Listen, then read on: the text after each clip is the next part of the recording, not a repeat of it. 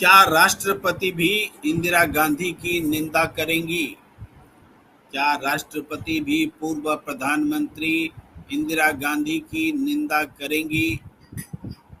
राष्ट्रपति द्रौपदी मुर्मू का आज अभिभाषण होने जा रहा है। अभिभाषण यानी सरकार के आइडियाज, सरकार के विचार अभिभाषण में राष्ट्रपति आमतौर पर रखा करती है। लेकिन नमस्कार, मैं हूं प्रेम कुमार। प्रणाम इंडिया में आपका बहुत बहुत स्वागत है। हमारे साथ जुड़ चुके हैं देश के जाने माने राजनीतिक विश्लेषक संजीव कौशिक जी और देश के जाने माने पत्रकार हरिशंकर जोशी जी। आप दोनों का बहुत बहुत स्वागत और तमाम दर्शकों का जो हमारे साथ जुड़ चुके हैं, जुड़ने वाले हैं, इस गंभीर चर्चा का हिस्सा बन रहे हैं।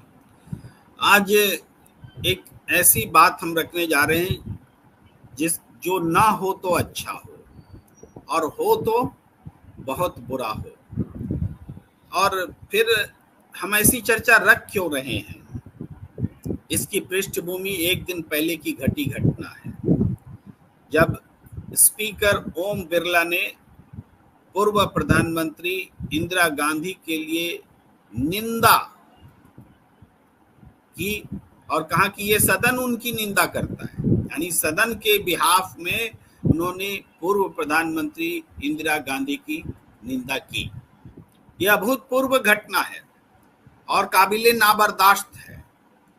देश का एक एक नागरिक इंदिरा गांधी की शहादत के लिए उनका हमेशा नमन करता रहेगा। इंदिरा गांधी देश पर कुर्बान हुई है और ये जानते हुए कुर्बान हुई कि उनको मारा जा सकता है। आईबी की रिपोर्ट थी, खुफिया रिपोर्ट थी। वो चाहती तो अपने अंगरक्षकों को बदल सकती थी जो एक समुदाय विशेष से थे, लेकिन उन्होंने ऐसा इसलिए नहीं किया क्योंकि देश में सामुदायिक सौहार्द के लिए एक अच्छा संदेश नहीं जाता अगर वो ऐसा कदम उठाती। यानी सांप्रदायिक सौहार्द के लिए, देश की इंटीग्रिटी, अखंडता के लिए उन्होंने अपनी जान को पीछे रखा और सांप्रदायिक सौहार्द और इंटीग्रिटी ऑफ द नेशन को आगे रखा। ये इस जज्बे वाली प्रधानमंत्री के लिए सदन निंदा करेगा? शर्म से डूब मरने का दिन था कल, चुल्लू भर पानी में डूब मरने का दिन था। और उसी पृष्ठभूमि में अगर आज राष्ट्रपति भी पूर्व प्रधानमंत्री की निंदा करें तो ये कोई होगी तो अनहोनी घटना, लेकिन इस क्रूर और तानाशाही लोकतंत्र के इस स्वरूप में, जिसमें सदन अपने ही पूर्व प्रधानमंत्री की निंदा कर रहा हो, ये अनहोनी नहीं कही जाएगी। हमें इसकी आशंका लग रही है, इसलिए हम बात कर रहे हैं। देखिए, इमरजेंसी की निंदा करना एक अलग बात है। इमरजेंसी की निंदा स्वयं, इमरजेंसी की तो नहीं, लेकिन इमरजेंसी के दौरान हुई ज्यादतियों की निंदा स्वयं इंदिरा गांधी कर चुकी, माफी मांग चुकी। तो उस घटना को उस रूप में याद करना ताकि ऐसे हालात फिर से पैदा न हो, ये सब लोग करते हैं। कांग्रेस भी करती है, इंदिरा गांधी से लेके बाद के सभी लोग करते आए। लेकिन इमरजेंसी के लिए आप देश की जनता के चुने हुए प्रधानमंत्री, हम तो ये कहेंगे कि हमारे पूर्वजों ने, हमारे पिछली पीढ़ी के लोगों ने जिनको प्रधानमंत्री चुना, उन सबका अपमान है, देश के नागरिकों का अपमान है। और अगर ये परंपरा जारी रहे कि सदन पूर्व प्रधानमंत्री के कार्य की निंदा करे, तो फिर कौन प्रधानमंत्री है जो इस निंदा से बच पाएगा? कौन प्रधानमंत्री आने वाले भी इस निंदा से बच पाएंगे? कौन होंगे? क्या नरेंद्र मोदी आज के प्रधानमंत्री ऐसी निंदा से बच सकेंगे अगर इस परंपरा को आप आगे रखते? राजनीतिक रूप से हम चाहे नरेंद्र मोदी की जितनी आलोचना कर लें, लेकिन संवैधानिक पद पर बैठकर कोई प्रधानमंत्री को की निंदा करे, चाहे वो नरेंद्र मोदी हो चाहे वो इंदिरा गांधी हो, ये बर्दाश्त नहीं किया जा सकता। ये मेरा पॉइंट है, मेरा टेक है। और मैं हरिशंकर जोशी जी के पास आना चाहता हूं। जोशी जी, क्या लगता है, राष्ट्रपति जी इंदिरा गांधी की निंदा करने वाली है या फिर सरकार उनको बख्श देंगी और राष्ट्रपति के मुंह से ऐसी अनहोनी नहीं होने देगी? देखिए, पटकथा तो लिखी जा चुकी है, क्योंकि राष्ट्रपति को जो पढ़ना है वो स्क्रिप्ट है, वो सरकार देती है, वही गुणगान उन्हें करने हैं, वो बाध्यता है। और सरकार ने अपनी मंशा कल जाहिर कर दी है जिस तरह से। देखिए, ये इमरजेंसी वाला जो मुद्दा है वो इसलिए उठाया गया है क्योंकि ये सरकार संविधान के सवाल पर संविधान की वजह से और संविधान से छेड़खानी करने की वजह से हारी है। ये सरकार जीती हुई सरकार नहीं है, ये सरकार हारी हुई सरकार है।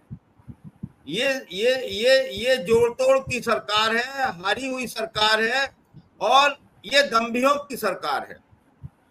ये चूंकि उस मुद्दे से इतना आहत है, परेशान है, इसलिए ये योजना इनकी कल की नहीं थी। ऐसा नहीं था कि स्पीकर को कल अचानक ही ख्याल आया और उन्हें स्पीकर का जो उद्बोधन होना है उसमें उन्होंने शामिल कर दिया। देखिए, इससे पहले भी 25 तारीख को उन्होंने जहां जहां भारतीय जनता पार्टी का शासन था वहां उन्होंने इमरजेंसी संग्राम सेनानियों का सम्मेलन किया, उन्हें भोज दिया, उनका सम्मान किया, राजस्थान में, मध्य प्रदेश में, दूसरी जगहों पर। तो ये इनकी योजना का हिस्सा था। और जिस तरह से, जिस निंदनीय तरीके से, जिस शर्मनाक तरीके से कल स्पीकर ओम बिरला ने इमरजेंसी का मुद्दा उठाया, वो उनकी गरिमा को तार तार कर गया। गरिमा तो उनके पास पहले भी नहीं थी। उनके आचरण को हम सब जानते हैं, हमने देखा है पिछले 5 साल कि किस तरीके का आचरण उनका रहता है। वो हिज मास्टर वॉइस है, वो स्पीकर नहीं है, वो हिज मास्टर वॉइस है। वो सदन में एक स्वतंत्र निष्पक्ष आचरण नहीं करते हैं। वो सदन में वही करते हैं जो अपेक्षा उनके आका करते हैं, जिनकी कृपा से वो स्पीकर हैं। ऐसे वाले नहीं है कि जैसे नीलम संजीव रेड्डी थे, उन्होंने जब चाहा कि जब उन्हें बनाया गया स्पीकर तो उन्होंने कहा मैं पार्टी से इस्तीफा देता हूं, क्योंकि स्पीकर सबका होता है। ऐसी मिसालों की कायम करने की इनसे उम्मीद नहीं की जानी चाहिए। दूसरा सवाल, क्या वो इंदिरा गांधी के उन कार्यों की प्रशंसा करेंगे जो अद्वितीय है, अभूतपूर्व है, जिसको कोई नहीं कर पाया, जिसको 56 इंच की छाती जो है भक भक करती है, लेकिन कोई भी ऐसा काम नहीं कर पाई। बांग्लादेश और पाकिस्तान का विभाजन जो कराया, क्या उसकी प्रशंसा करेंगे? क्या ऐसा कोई कार्य कोई प्रधानमंत्री देश में कर पाया? यह इनकी हिम्मत है कि ये कर पाए?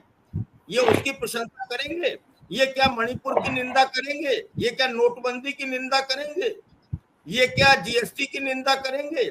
ये क्या उन किसानों पर गोलियां और लाठियां चलाने की निंदा करेंगे?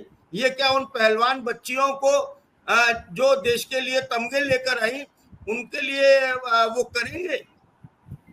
जिनके बाल पकड़कर पहलवान बच्चियों को घसीटा गया, सड़क पर घसीटा गया, जिनके साथ में मतलब पुलिस वालों ने, अर्धसैनिक बलों ने अमानवीय व्यवहार किया, उनकी निंदा करेंगे? ये इतने लोग शहीद हुए किसान आंदोलन में, ये उसकी निंदा करेंगे? तो ये दरअसल किसी की निंदा नहीं करेंगे। इन्होंने बता दिया है कि हमें रत्ती भर फर्क नहीं पड़ने वाला, कम से कम हमारे आचरण में फर्क नहीं पड़ने वाला। रस्सी जल गई है, ऐंठ नहीं गई है। ये ऐंठ जो है उनकी बरकरार रहने वाली है। और राष्ट्रपति द्रौपदी मुर्मू जी का जो भाषण होगा, उसमें अभिभाषण में भी आप मानकर चलिए कि वो कुछ भी उनकी स्तुतिगान होना है सरकार का, रोड मैप बताएंगी वो। लेकिन अगले 5 सालों का रोड मैप क्या होगा? लेकिन ये भी संभावना है। जिस तरीके से वो खौफ खाए हुए हैं संविधान का, जिस तरीके से राहुल गांधी से वो खौफजदा हैं, उसमें वो आपातकाल का जिक्र करने की संभावना उनके बहुत ज्यादा है। और ये निश्चित तौर पर एक निंदनीय कृत्य होगा, शर्मनाक कृत्य होगा।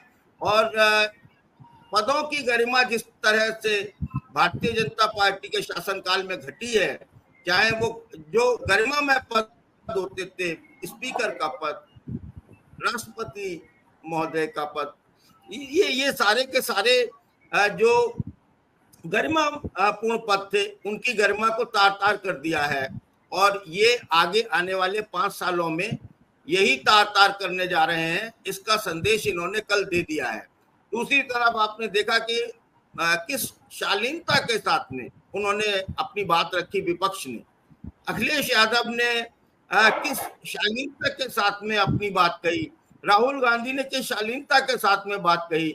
विपक्ष का आचरण आपने देखा किस तरह से गरिमापूर्ण था। उसी के विपरीत पहले ही दिन सदन में आपके सांसद सदन के अंदर शोर मचा रहे हैं, बाहर शोर मचा रहे हैं, बाहर नारेबाजी कर रहे हैं। ये पहले से इनकी प्लानिंग थी और ये काउंटर करना चाहते हैं उस नरेशन का जो राहुल गांधी ने उस मुद्दे का, उस बुनियादी मुद्दे का जो देश की 90% आबादी को उनके हक देता है, उनके अधिकार देता है, उनको लोकतंत्र में जीने का अधिकार देता है, अभिव्यक्ति की स्वतंत्रता देता है, ये उसका हनन करने वाले लोग कल जिस तरह से नारेबाजी कर रहे थे वो कतई शोभायमान नहीं है, निंदनीय है, शर्मनाक है और चुल्लू भर पानी में डूब मरना चाहिए। निश्चित तौर पर आप सही कह रहे हैं प्रेम जी। जी जी, मैं संजीव कौशिक जी आपके पास आना चाहता हूं, लेकिन दर्शकों की कुछ प्रतिक्रियाएं भी हैं। एक दो प्रतिक्रियाएं ले लूं। जैसे श्री किरण जी लिख रही, पहले राष्ट्रपति देखा, दही शक्कर खिला रही हैं और क्या देखना बाकी है। वही आगे लिखती है, पीएमओ ऑफिस से भाषण राष्ट्रपति को लिख कर दिया जाता है।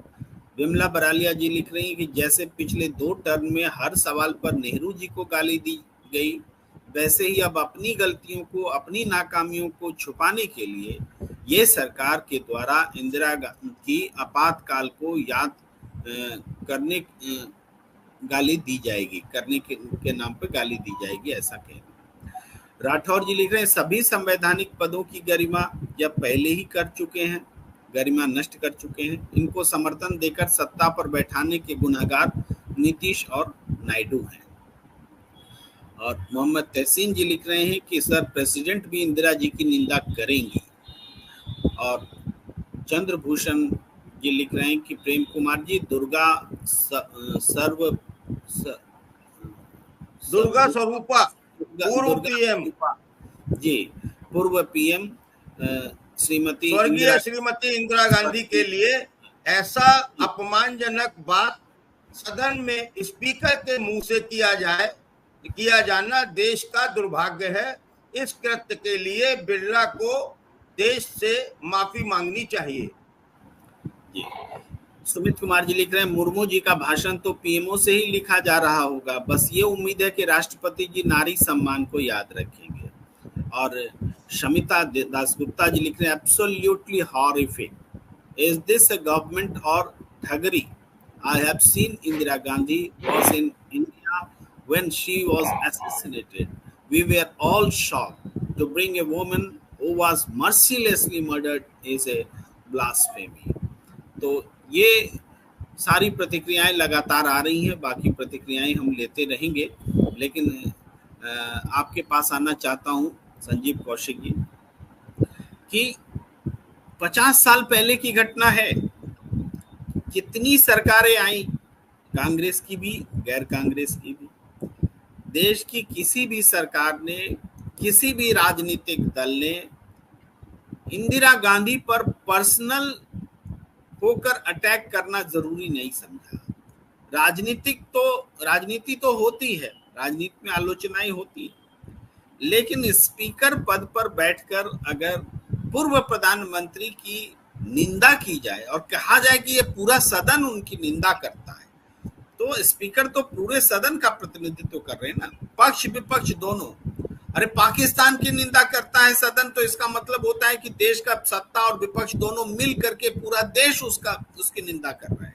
तो इंदिरा गांधी की निंदा स्पीकर क्या विपक्ष के बिहाफ में कर सकते हैं?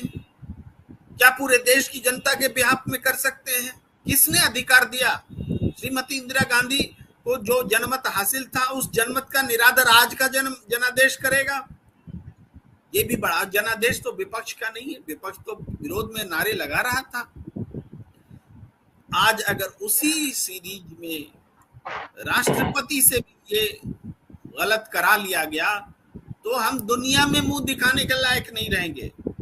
दुनिया में इंदिरा गांधी को कई इंटरनेशनल अवार्ड मिले, दुनिया में सम्मान के साथ देखा जाता रहा है, और आज हमारे देश में स्पीकर और राष्ट्रपति की तो मैं आशंका जता रहा हूँ। ये कैसी स्थिति से हम गुजर रहे हैं संजीव कौशिक जी? प्रेम कुमार जी, कोई आश्चर्य की बात नहीं कि यदि मुर्मू भी इस तरह की भाषा का इस्तेमाल करे तो। दरअसल कल जो कुछ हुआ सदन में, जब आप गौर से देखेंगे तो ये कोई अब नई बात नहीं है और पहली बार नहीं है। ये लगातार जब तक सरकार रहेगी तब तक इस तरह की घटनाएं आपको देखने को मिलेगी। होता यह है कि मैच के शुरुआती दौर में जो बल्लेबाज अपने आप को बहुत ज्यादा तेज तर्रार समझता है, बॉलर यदि 2-4 गुगली फेंक दे, 2-4 बाउंसर उसके सर पे फेंक दे, सारा लय ताल उसका खराब कर देता है।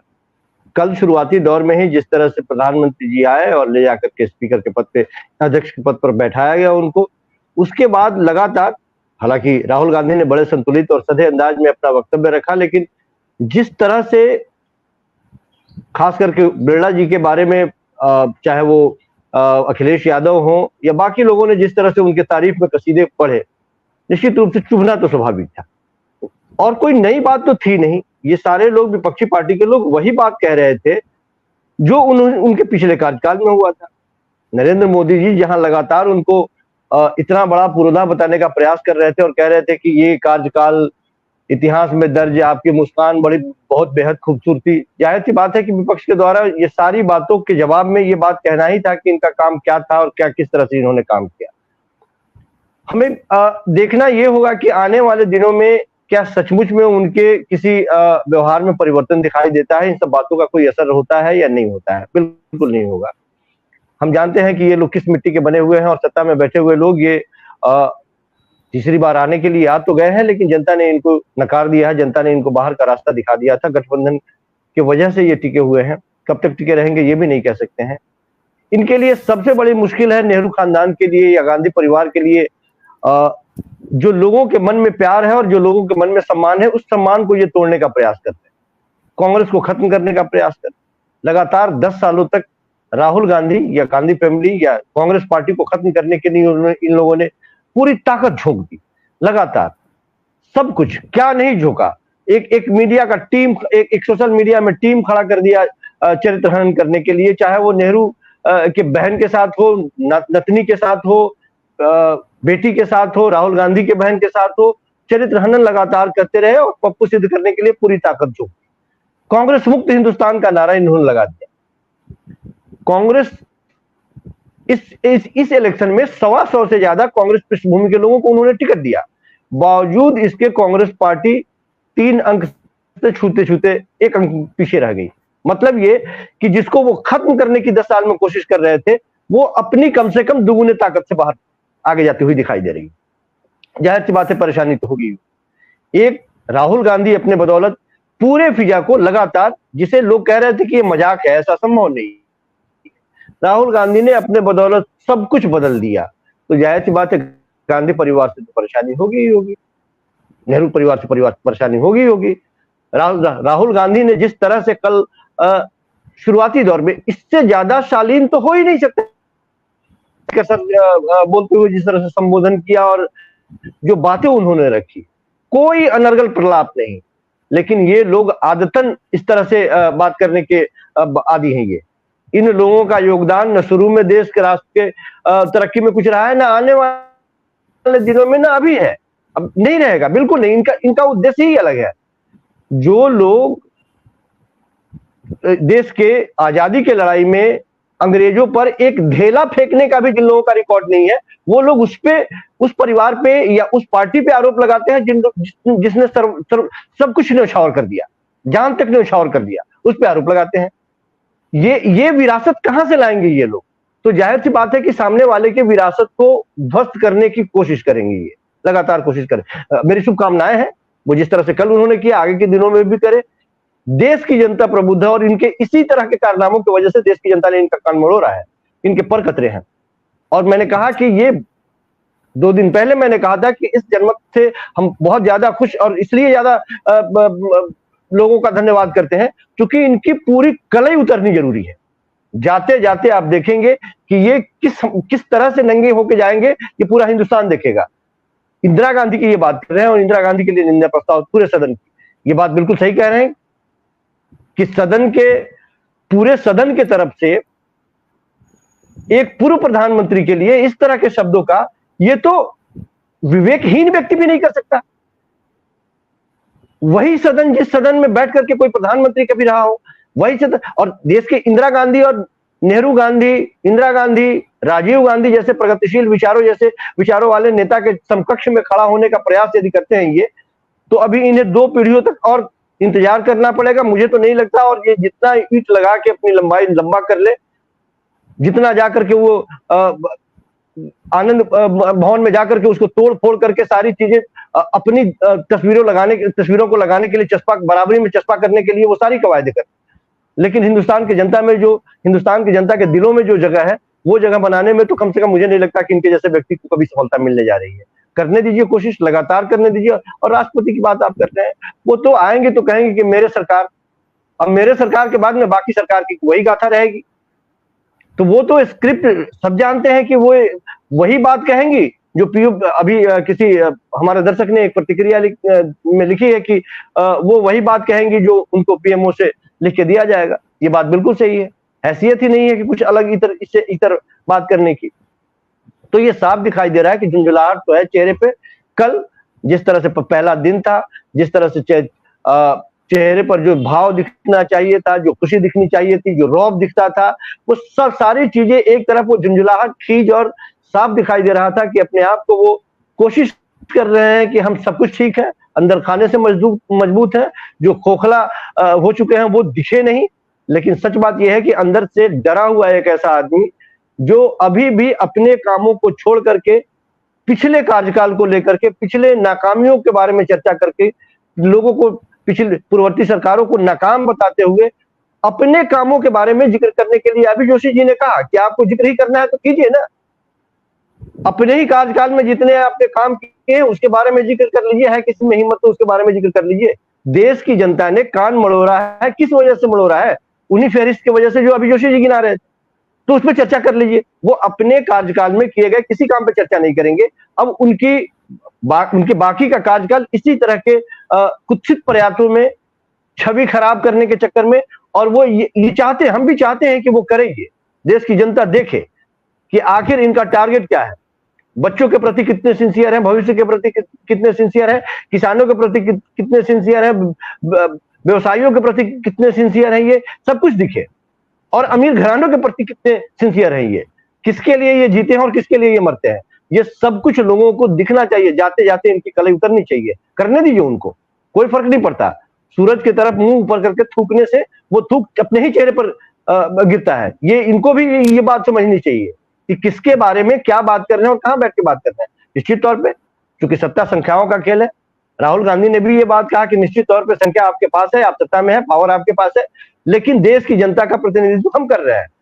देश की जनता की आवाज के तौर पे हम यहाँ बैठे, और पूरे कार्यकाल में आप देखेंगे, मैं नहीं जानता कि ये कार्यकाल कितना लंबा होगा, लेकिन देखेंगे कि पूरे कार्यकाल में इसी तरह से विपक्षी पार्टी के लोग और राहुल गांधी इनके हर एक बात में नकेल कसते रहेंगे, और ऐसे ही ये परेशान होकर छिन्न भिन्न इस गुगली और इस बाउंसर से छिन्न भिन्न होकर के इसी तरह का कदम उठाते रहेंगे।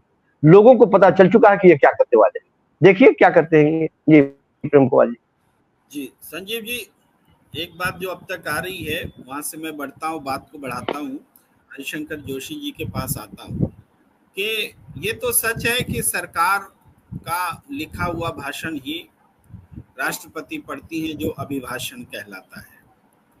लेकिन सच ये भी है कि अतीत में अब तक इतनी सरकारें हुई, इतने राष्ट्रपति हुए, लेकिन किसी ने राष्ट्रपति के सामने ऐसी दुविधाजनक स्थिति तो नहीं रखी कि राष्ट्रपति के मुंह से क्या बोलना उचित है और अनुचित है, इसका ख्याल रखते हुए ही अभिभाषण तैयार किए गए हैं। हमने देखा है कि प्रणब मुखर्जी जो कांग्रेस के बहुत दिग्गज नेता थे, वो भी राष्ट्रपति रहे और नरेंद्र मोदी जी के भी समय में रहे और कांग्रेस के समय में भी थे। लेकिन प्रणब मुखर्जी हालांकि राजनेता थे तो वो उनको आता था, वो कला आती थी कि कैसे बीच से बोला जाए, लिखा जाए। अभिभाषण में हमने राज्यपाल के लेवल पर भी देखा है कि कई जगह पर राज्यपाल भाषण पढ़ने से मना कर देते हैं, सरकार का भाषण पढ़ने से, कि संशोधन कीजिए तब हम पढ़ेंगे। यानी ये सही है या गलत है, इस पर भी बहस होती रही है। लेकिन आप हमारे मुंह से कुछ ऐसा अनैतिक नहीं कहवा सकते जिसको हम बोलना नहीं चाहते। दो ही स्थितियां होती हैं, या तो आप वो पढ़िए जो सरकार पढ़ाना चाहती है, या फिर आप अपनी जमीर से असर्ट करिए, और असर्ट अगर नहीं चलता है तो पद छोड़ दीजिए। संवैधानिक पद की मर्यादा तो यही कहती है कि अगर आज द्रौपदी मुर्मू के पास ऐसा भाषण, महामहिम द्रौपदी मुर्मू जी, उनके पास एक ऐसा भाषण आता है जिसमें इन पूर्व प्रधानमंत्री इंदिरा गांधी की निंदा हो, तो निश्चित रूप से उनको बड़ा कदम उठाने की आवश्यकता है। अब ये आवश्यकता वो पूरी करती हैं कि नहीं करती हैं, ऐसा वो करेंगी या नहीं करेंगी, इसमें बहुत सारी बातें ऑब्वियस हैं, स्पष्ट हैं, हमारे दर्शक भी प्रतिक्रिया दे ही रहे हैं।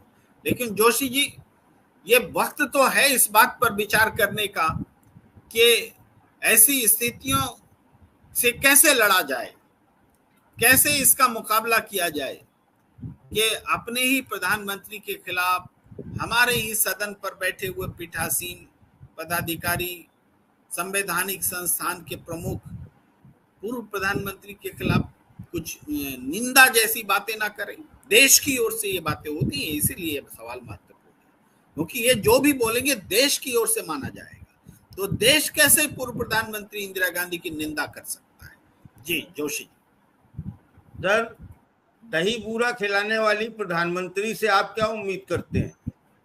आप उससे क्या कोई क्रांति की उम्मीद करते हैं? क्या आप ये उम्मीद करते हैं कि वो कहेंगी कि मैं इसे नहीं पढ़ूंगी या ये हिस्सा निकाल कर लाइए? ये उनका अधिकार है, वो कह सकती हैं भाई, ये जो है वो कह सकती हैं, लेकिन क्या वो कहेंगी? देखिए, मोदी सरकार में जो भी व्यक्ति पदासीन है उसके लिए पहली शर्त ये है कि उसकी जो बैकबोन है वो रबड़ की होनी चाहिए। वो बैकबोन जो है वो खड़ी नहीं होनी चाहिए, वो बिल्कुल लिजलिजी होनी चाहिए, बिल्कुल इलास्टिक होनी चाहिए। तो ये जो चीज है, ये जो क्वालिफिकेशन है, मिनिमम क्वालिफिकेशन है ये, और मैक्सिमम तो फिर बहुत सारी हैं। मैक्सिमम आप देख रहे हैं, यहाँ तो सब मैक्सिमम वाले आपको मिलेंगे एक के बाद एक। तो ऐसी स्थिति में आप राष्ट्रपति से ये कल्पना करें कि वो एडिट करेंगी, मैं नहीं समझता हूँ। संजीव जी ने बिल्कुल पिन पॉइंट बात कही है, और उनको गौर किया जाना बहुत जरूरी है। इस देश में कहाँ फैसला होगा ये भी गौर किया जाना जरूरी है। क्या संसद में आप कोई उम्मीद कर सकते हैं? संसद किस तरह से चलेगी? आप ट्रेलर देख लिया है आपने कि वो उसी तरीके से चलाएंगे जैसे वो चलाते आए हैं, क्योंकि उनकी प्रवृत्ति है ये। ये लोग इमरजेंसी की बात करेंगे, लेकिन ये आरएसएस की आलोचना करेंगे क्या? आरएसएस के सरसंघ चालक ने तो इमरजेंसी की तारीफ की थी। तो क्या ये अपने जो इनका मातृ संगठन है, जो इनके पथ प्रदर्शक हैं, जो इनके पूर्वज हैं, क्या ये उन्हें भी गालियां बक रहे हैं इंदिरा गांधी के साथ में? ये बहुत सोचने की बात है।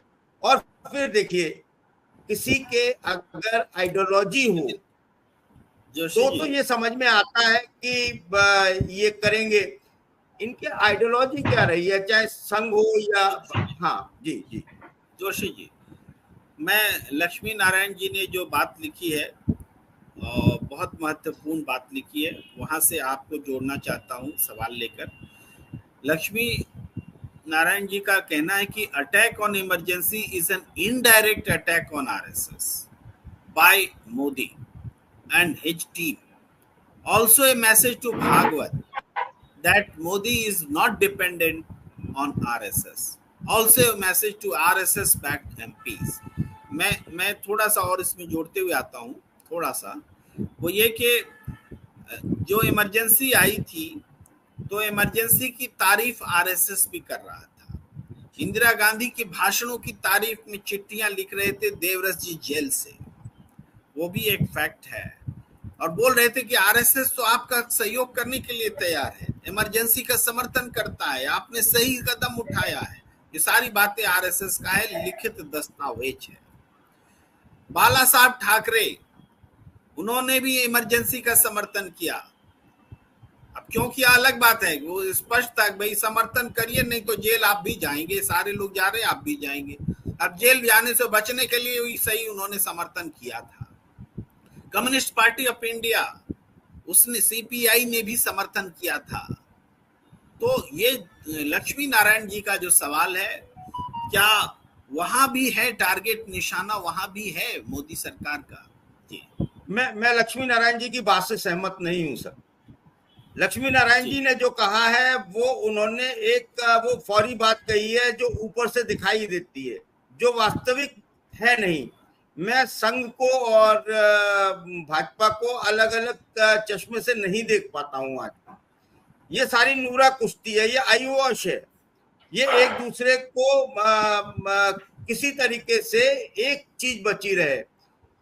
भागवत ने जब भारतीय जनता पार्टी के बारे में कहा और कहा कि नेता प्रतिपक्ष का ये होना चाहिए, सम्मान होना चाहिए, बहुत सारे उन्होंने श्लोक पढ़े, स्तोत्र पढ़े, तो ये सारा की सारा ये है कि भाई हम थोड़ा सा बचे रहे, अगर अगली सरकार आए तो वो थोड़ा हम पर ऐसा कोई एक्शन ना ले जैसा गृह मंत्री पटेल साहब ने लिया था।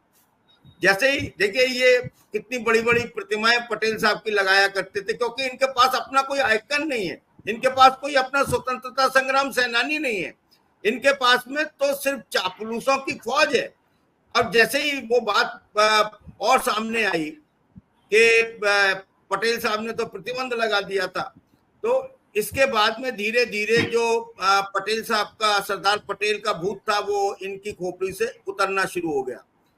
ये लगातार तलाशा करते हैं, कुछ ना कुछ अपना इस तरह का तलाशा करते हैं, क्योंकि इनका इतिहास जो है वो बहुत कलंकित इतिहास रहा है।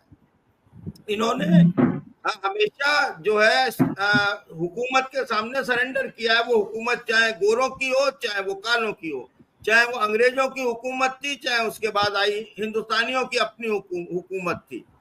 इन्होंने उसका देखिए, जब इनका मौका पड़ता है ये अपनी पूंछ दबा लेते हैं, और जब ये थोड़ा सा उसमें आते हैं तो उस तरीके के हैं जैसे स्लॉटर हाउस होता है ना सर, स्लॉटर हाउस में आप कहते हैं ये कसाई है, कसाई बहुत ज्यादा दिलेर व्यक्ति नहीं होता।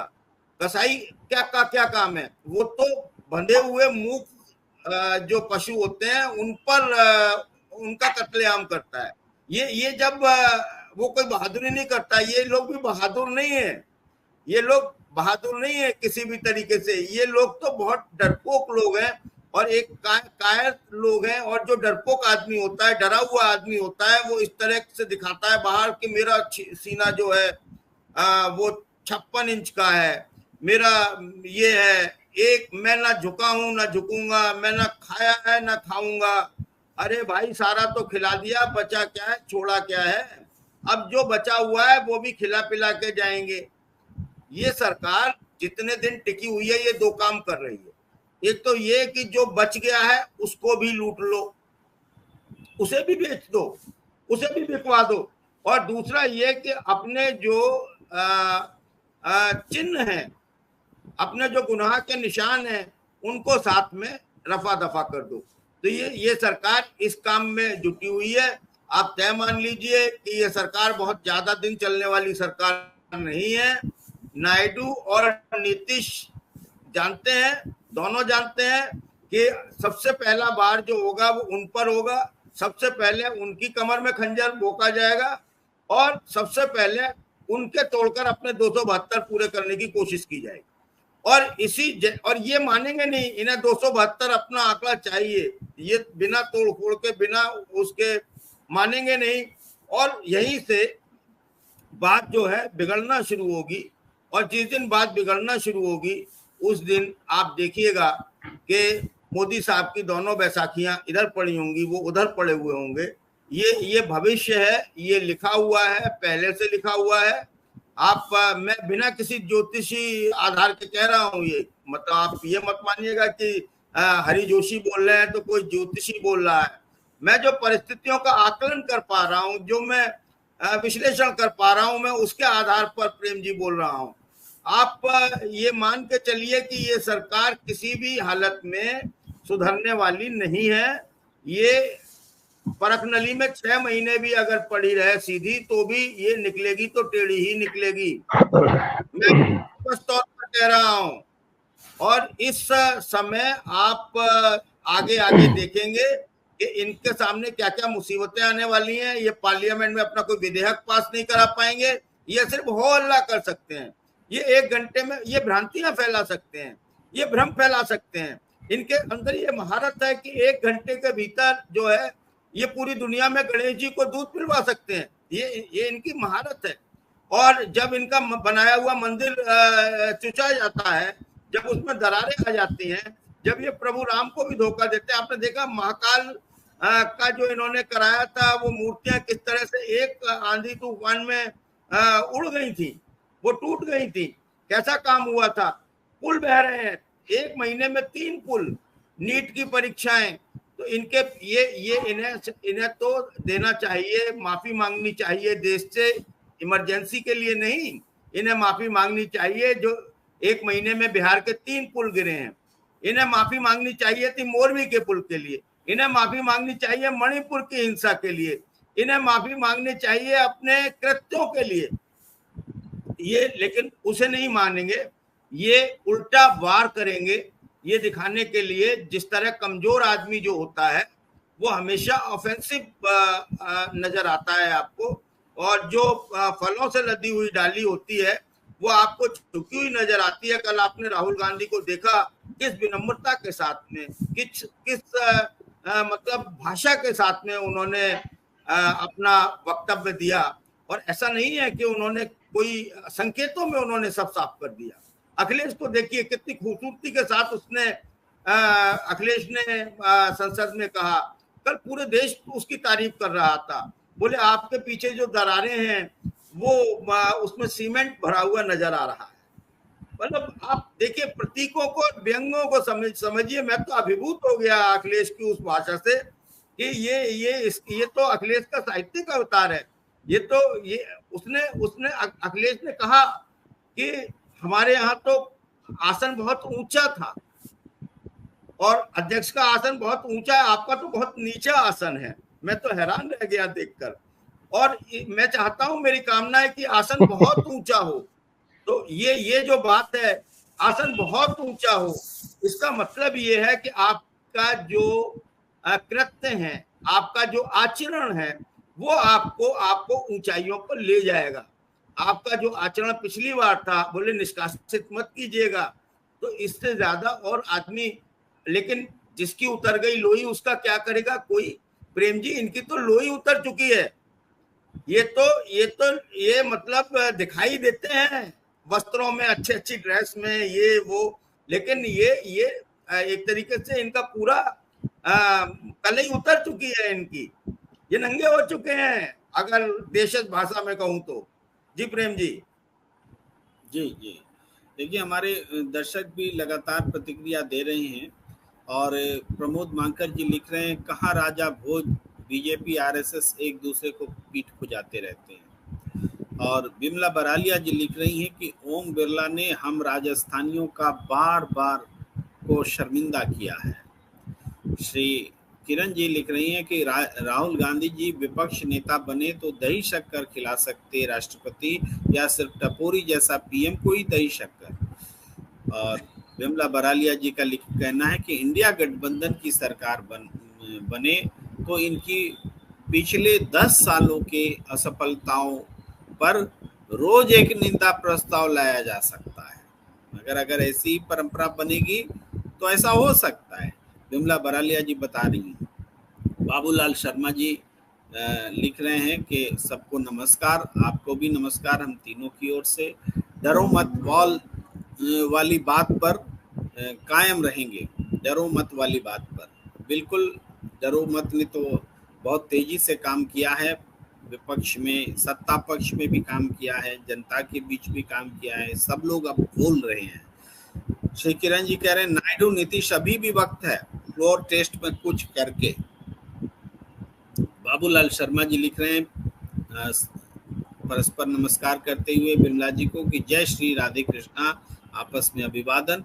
और एक बार फिर जुड़ चुके हैं संजीव कौशिक जी। मैं कुछ सवाल और लेकर आना चाहता हूं संजीव कौशिक जी कि हमारे दर्शक लगातार ये कह रहे हैं कि राष्ट्रपति जी क्या करेंगे, उनको तो जो लिखा हुआ भाषण वो पढ़ना है। और हमने पहले भी बताया कि राष्ट्रपति जी कर सकती हैं अगर चाहे तो, लेकिन नहीं करेंगे इसकी पृष्ठभूमि बनी हुई दिखती है। मगर हमारे दर्शक ये भी जानना चाहते हैं कि अगर राष्ट्रपति के अभिभाषण में इंदिरा गांधी की आलोचना आई, निंदा आई, तो क्या अपोजिशन इस अभिभाषण का बहिष्कार करेगा? क्योंकि कल स्पीकर के भाषण में जब ऐसा हुआ तो अपोजिशन में बहिष्कार नहीं किया संजीव कौशिक जी। और मैं कल से इसीलिए बहुत उद्वेलित हूँ, और कल से मैंने लगातार इस बात को अलग अलग मंचों पर कहा है कि ये बहुत गलत हुआ है, ये बर्दाश्त करने लायक बात ही नहीं है। अगर स्पीकर ने कल किया, अपोजिशन ने सुन लिया, आज भी अगर अपोजिशन सुन लेगा तो फिर नक्कार खाने में तूती की आवाज बनकर रह जाएगी हम जैसे लोगों की बात।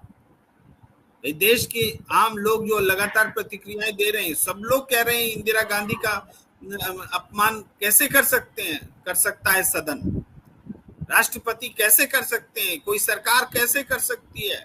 तो ये सवाल बहुत मजबूत होकर जिंदा है। अपोजिशन अगर बायकॉट नहीं करेगा, अगर राष्ट्रपति के अभिभाषण में इंदिरा गांधी की आलोचना हुई, निंदा हुई, तो मैं अपेक्षा रखता हूं कि अपोजिशन इसका बहिष्कार करे। तो संजीव कौशिक जी, ये बहुत महत्वपूर्ण प्रश्न है, आज देखा जाने वाला प्रश्न जी। प्रेम कुमार जी, पिछले 10 सालों में सदन के चलने की जो चलाने की जो तरीके रहे हैं, आप जब तरीकों पर गौर करेंगे तो आपको साफ दिखाई देगा कि इन लोगों ने मनमानी की है।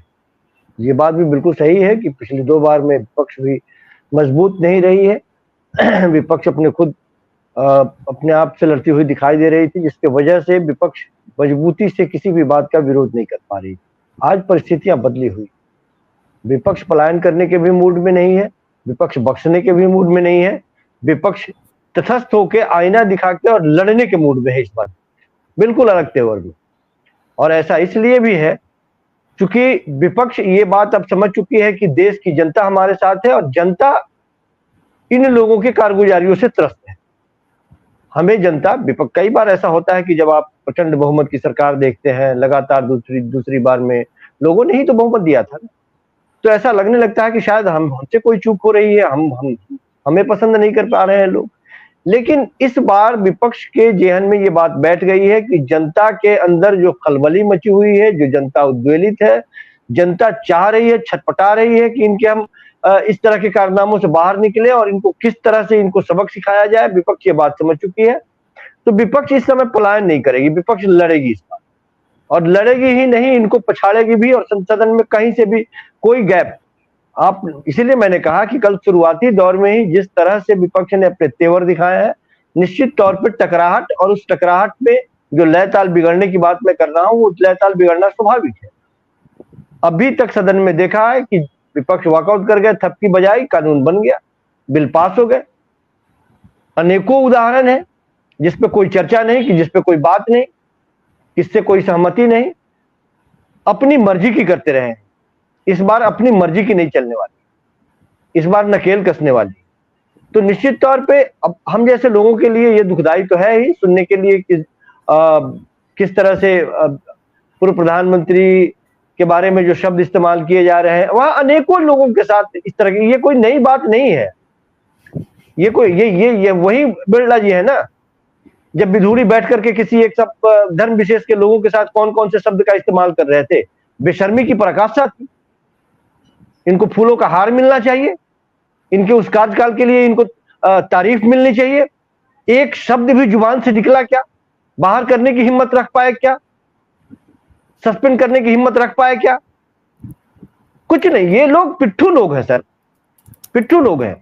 बैठे हुए सदन में बैठे हुए लोगों के पास मजबूरी है कि आदरणीय माननीय बोलते रहे, शब्दों का इस्तेमाल करते रहे। मेरे साथ ऐसी कोई मजबूरी नहीं है। सत्ता के पिट्ठू लोग हैं और जैसी सरकार चाहेगी वैसे ही करते हैं ये। और वैसे सारे लोगों को शह देने वाले कौन है? कौन नहीं जानता है? जब देश के गार्जियन ही इतने बदमिजाज और इस तरह की भाषा का इस्तेमाल करने वाले हो, तो जाहिर सी बात है कि छोटे छोटे उनसे नीचे वाले पद पोस्ट पर बैठे हुए लोग तो इस तरह की भाषा का इस्तेमाल करेंगे ही। और उनको लगता है कि इस तरह से जब बोलते हैं तो हमारे गुरुजी खुश होते हैं, क्योंकि उनकी पाठशाला में हमने यही पढ़ा। पता ही नहीं है उनको इस बात के बारे में जरा सा भी ख्याल होता कि आज प्रधानमंत्री मोदी जी हैं, कल नहीं रहेंगे, तो इसी परंपरा को जो दूसरा कोई आएगा वो बढ़ाएगा, फिर आपके बारे में इस तरह की भाषा का इस्तेमाल करेगा। जो आज विपक्षी पार्टियों के साथ आप इस्तेमाल कर रहे हैं, जिस तरह का रवैया अख्तियार कर रहे हैं, कल आप विपक्ष में जाएंगे, आपके साथ इस तरह का रवैया अख्तियार करेंगे। पिछले 10 वर्षों में किसी बड़े राष्ट्र के साथ या किसी बड़े उस प्रगतिशील या प्रगति कर चुके राष्ट्र के साथ हमारी कभी कोई तुलना नहीं हुई है। जिन्होंने तुलना की है लगातार पाकिस्तान के साथ देख, पाकिस्तान में रोटी नहीं, पाकिस्तान में ऐसा होता है, पाकिस्तान में वैसा होता है, और पाकिस्तान के समकक्ष सारे सिस्टम को ले जाके खड़ा कर दिया है। तुलना करने के लिए वही एक राष्ट्र बचा हुआ। पाकिस्तान हमसे बुरा है, पाकिस्तान हमसे बुरा है। पाकिस्तान में भी यही होता है ना, जो सत्ता में आते हैं विपक्षी पार्टियों को, जब सत्ता वाले विपक्ष में जाते हैं तो उनका इलाज वो करते हैं। यही परंपरा इन्होंने कायम की है। इससे पहले तो ऐसा नहीं होता था कि सत्ता में बैठे हुए लोग अपने पावर का इस तरह से इस्तेमाल करते हैं कि विपक्षी पार्टियों को रौंद दिया जाए, उनकी छवि खराब कर दी जाए, पूरी ताकत झोंक दी जाए किसी की छवि को खराब करने के लिए। उसके बावजूद वो आदमी सोना के जैसे निखर के बाहर निकल रहा है। जितना तपाया आपने उतना निखर के बाहर निकला। तो ये सारी चीजें देश की जनता देख रही है। मैंने कहा कि देश की जनता देख रही है, देश की जनता तय करने वाली है। जनता जनार्दन है। जनता को ये बात समझ में आ चुकी है।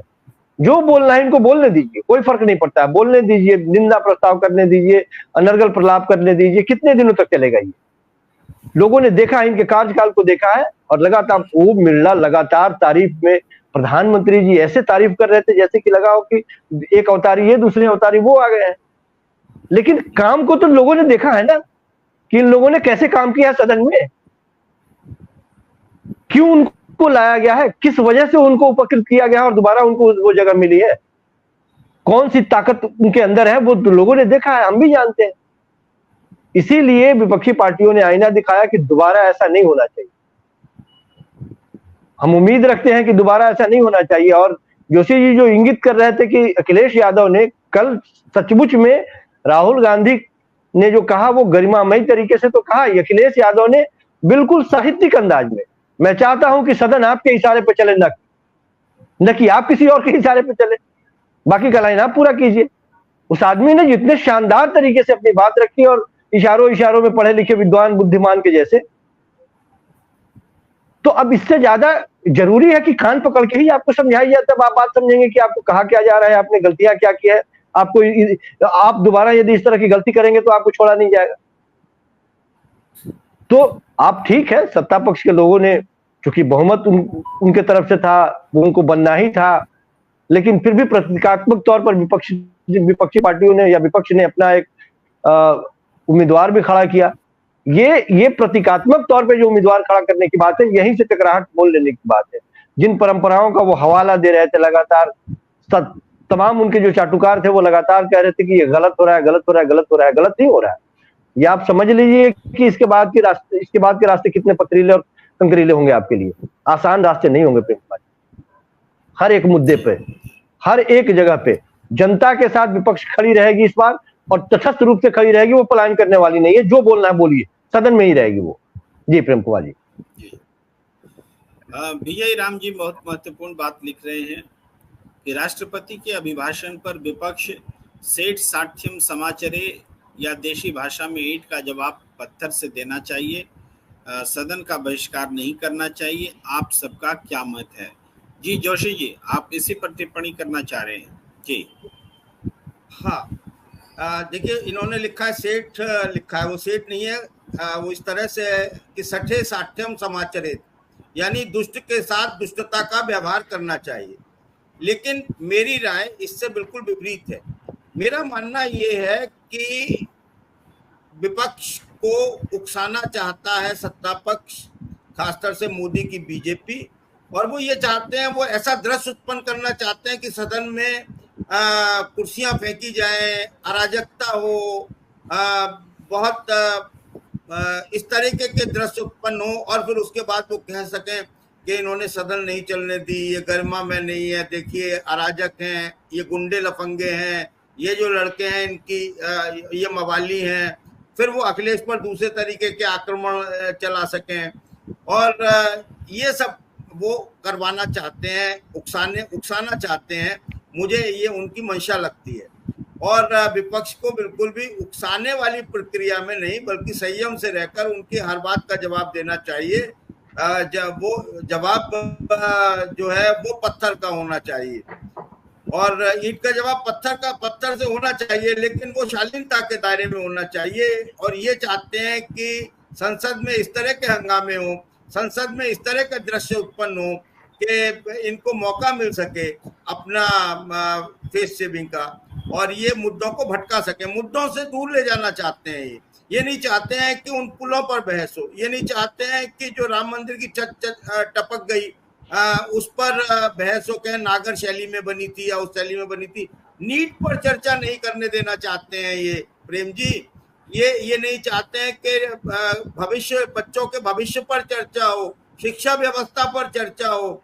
ये भटकाने की इनकी जो है, ये क्या करेंगे, अभी किसी टेक्स्ट बुक में से एक पाठ जोड़ देंगे। आप देखिएगा, इसके आगे की कड़ी बता रहा हूँ।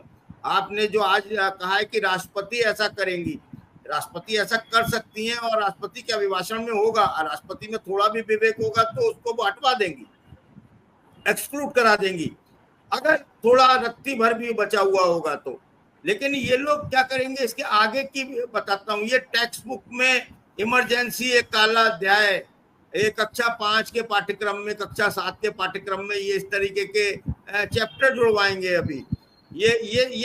ये इसलिए क्योंकि मूल समस्याएं जो है, बुनियादी समस्याएं जो है, रोजगार की समस्या है, महंगाई की समस्या है, पेट की आग जो जल रही है गरीब आदमी के, वो शांत नहीं हो रही है, वो समस्या है। उसका चूल्हा नहीं जल रहा है, ये समस्या है। आपने दिल्ली को पानी से महरूम कर दिया। आप कैसे वो है, निर्दयी है। हरियाणा में आपकी सरकार है, पानी नहीं दे रही है। उल्टा आप कह रहे हैं कि ये आपकी जो दिल्ली की सरकार है वो दिल्ली के लोगों को पानी देने में असफल रही है। सब लोग जानते हैं कि दिल्ली का पानी, हिमाचल ने तुरंत कह दिया कि हम बिल्कुल पानी जितना है उतना छोड़ देंगे, लेकिन बीच में जो बैठे हुए हैं वो पानी नहीं देना चाहते हैं। ये बदनाम करना चाहते हैं, मुद्दों से ध्यान हटाना चाहते हैं, और ये नरेशन को बदलना चाहते हैं। ये मूल मुद्दों पर बहस नहीं चाहते हैं। ये नहीं चाहते हैं संसद में बुनियादी मुद्दों पर बहस हो, इसलिए ये ऐसे काम करते रहेंगे। जी प्रेम जी।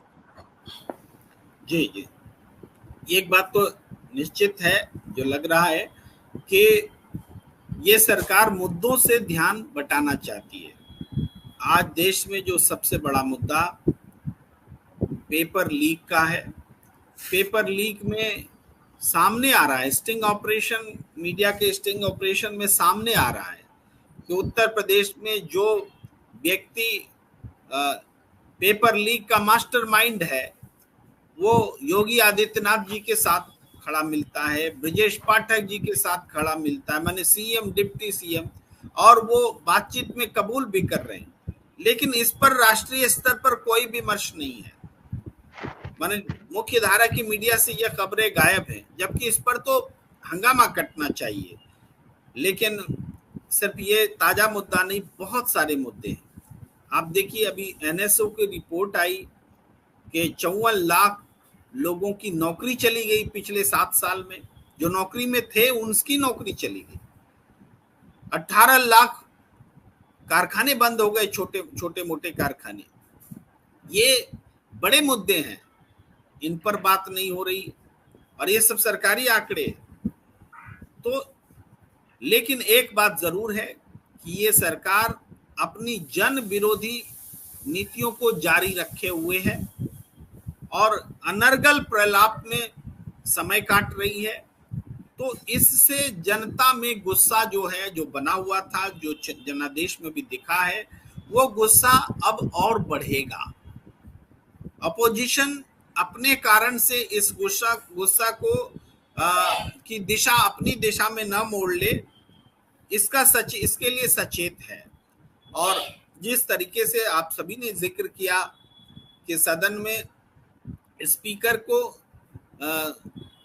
की तारीफ करते हुए, बधाई देते हुए जिस तरीके से सबने याद दिलाई, चाहे महुआ मोइत्रा हो, चाहे अखिलेश यादव हो, चाहे असदुद्दीन ओवैसी हो, चाहे पप्पू यादव हो, चाहे राहुल गांधी हो, और भी कश्मीर के प्रतिनिधि हो, सबने ये बताया कि स्पीकर साहब ने पिछले 5 साल में कैसे सदन चलाया है, अपोजिशन के साथ में अन्याय हुआ है।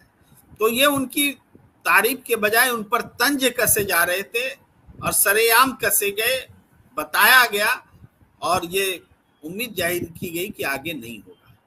अब सरकार ने, जो हमारे दर्शकों ने बहुत सही टिप्पणी की कि बीते कार्यकालों को नेहरू को गाली देते हुए इन्होंने बिताया, अब ये कार्यकाल इंदिरा गांधी पर फोकस कर रहे हैं। इंदिरा गांधी पर फोकस करने का आप कारण समझते हैं संजीव कौशिक जी?